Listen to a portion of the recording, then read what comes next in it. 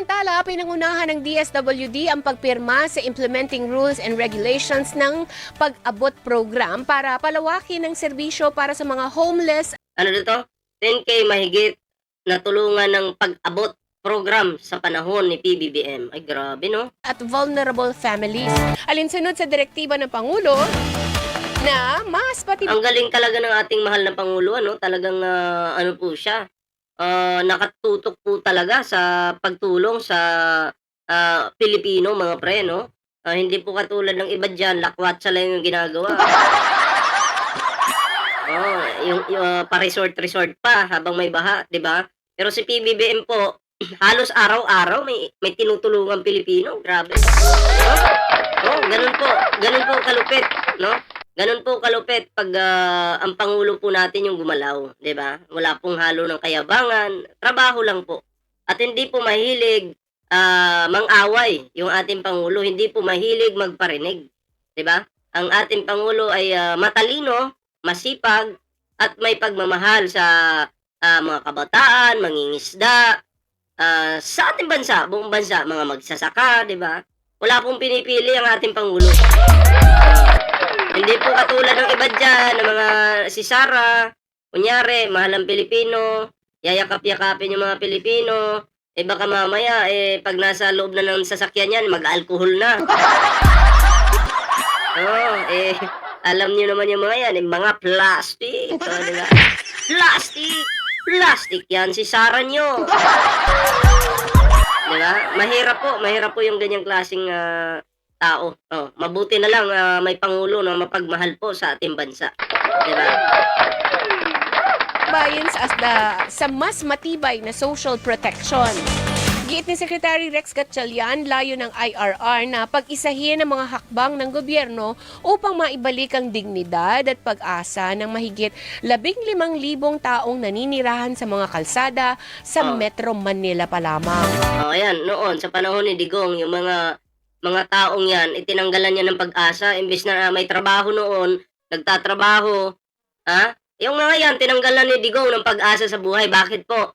Kasi imbes na yung mga yan noon nagtatrabaho, pero dahil sa COVID na yan, nawalan po sila ng pag-asa. Yung iba natanggal sa trabaho, nakatira na nga lang sila sa tulay, nagko-construction sila, dahil sa COVID na yan, natanggal po sila sa trabaho, marami pong company yung nagsara.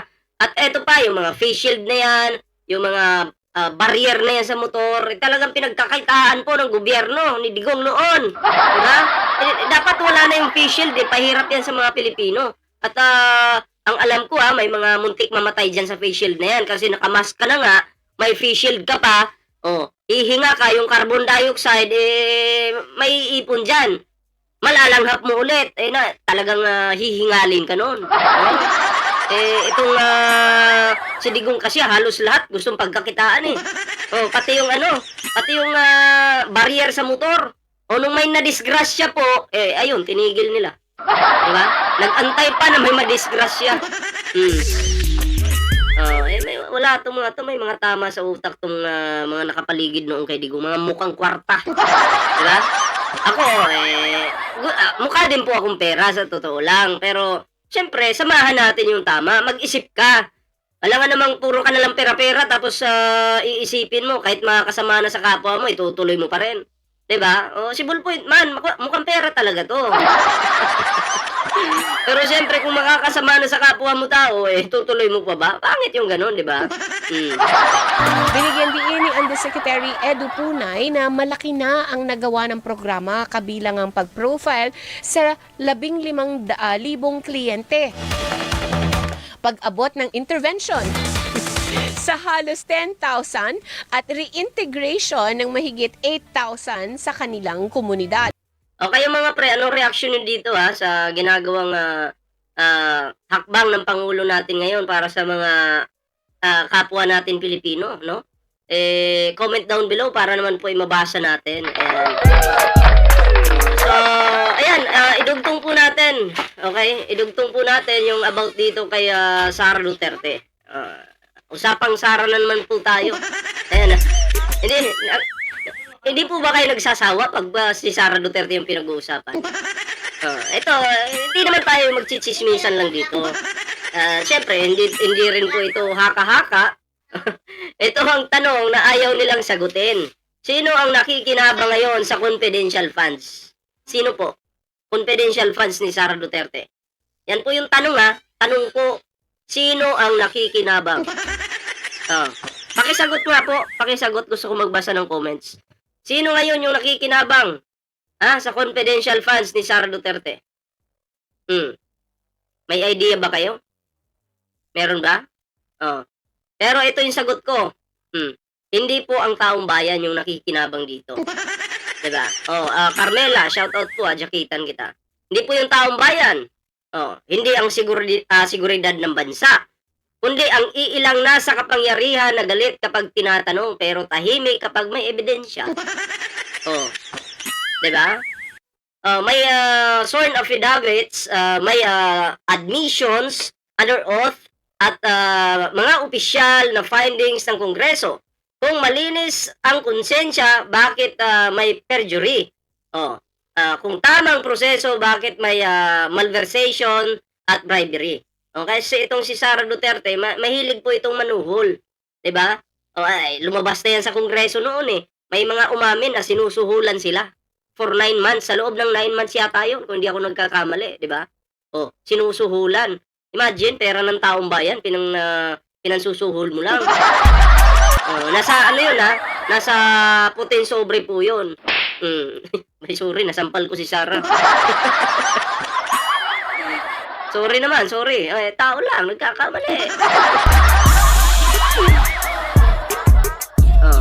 Ano daw?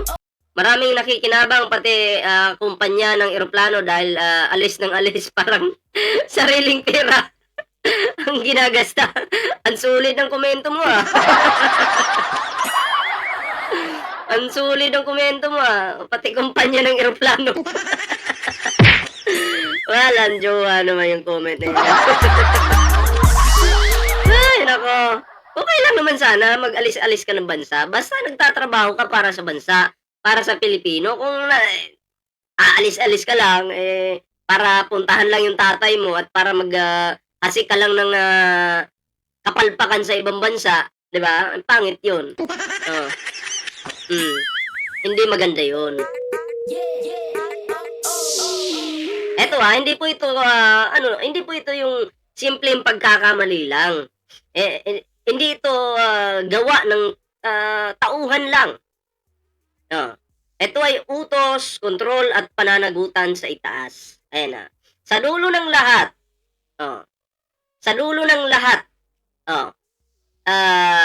sigaw at drama, iisa hindi nila kayang patayin. Alam mo itong si Sara Duterte, mahilig tong mahilig tong mambaliktad ng istorya. Halimbawa, pag-uusapan ng taong bayan yung confidential funds niya. O ngayon, yung kanyang mga aso-aso, gagalaw. Tatanungin agad, bakit yung Pangulo ganito kalaki yung confidential funds? Confidential funds. Ano daw? Sino pa siya? Place niya, Armay at pamilya niya. Ano po yung kino-comment niyo? Mahilig sila mambaliktad, di ba? Pero kasi ganito yan. Para sa akin, mali kasi, di ba? Napapabalitaan at nasisilip ng taong bayan na ang paggamit ng confidential funds ni Sara Duterte ay mali. Palpak. Okay? Kaya, karapatan po ng taong bayan na alamin. Di ba? Kung nandiyan pa ba yan? Saan napunta? Paano ginamit? Kasi, nabutasan na Di ba? Nabutasan na. Ngayon, sasabihin nyo si PBBM, bakit ganito kalaki yung confidential funds? Eto naman yung sasabihin ko sa inyo. Eto naman sasabihin ko sa inyo. Ang confidential funds po ba ng Pangulo ay mali yung paggamit o hindi? Nasa tama naman yung paggamit Kahit pa bilyon-bilyon yung confidential funds, basta nasa tama naman yung paggamit, wala po tayong problema dyan. Pero si Sara Duterte po ay mali ang paggamit ng kanyang confidential funds at pag tinatanong mo, hindi sumasagot.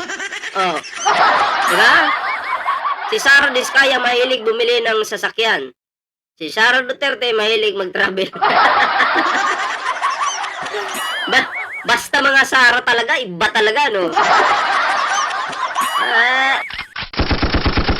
Mga Sara, Hoy, mga Sara yung pangalan, maglabasan nga kayo dyan.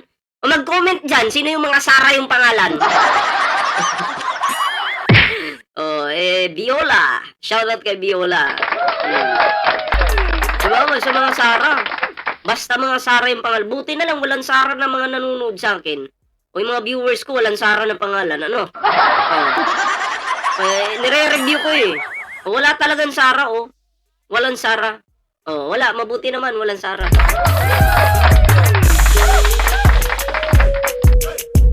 Iba daw yung sagot pag tinanong si Sara. Di lutang. Diba? Sara, ang Sara ay sungay sa Ilocano. Akala ko pangalan eh. Gloria Mayor, shoutout po ha. So, yun lang naman po yung ating reaction ngayon sa ating live. Maraming salamat po sa inyong suporta sa ating live. Leonora Bautista. Ayan, bigyan kita ng jacket. Ayan. Ayan maraming salamat po sa sumuporta po sa ating live ngayon. At hanggang dito lang po muna tayo. Anong reaction nyo sa video ito? Comment down below. Ayan. Para naman po mabasa natin yung inyong mga reaction, mga komento. Ayan. So, i-comment nyo lang po yan mga pre. So, hanggang dito muna yung ating video. Magkita-kita po ulit tayo mamaya, no? Sa ating upload. May upload po tayo mamaya. So, hanggang dito lang muna. Huwag kalimutan mag-like, share, and subscribe mga pre. Ayan. So, maraming salamat po sa inyong suporta sa ating live ngayon. At ako'y magpapaalam muna pansamantala. Ingat po lahat.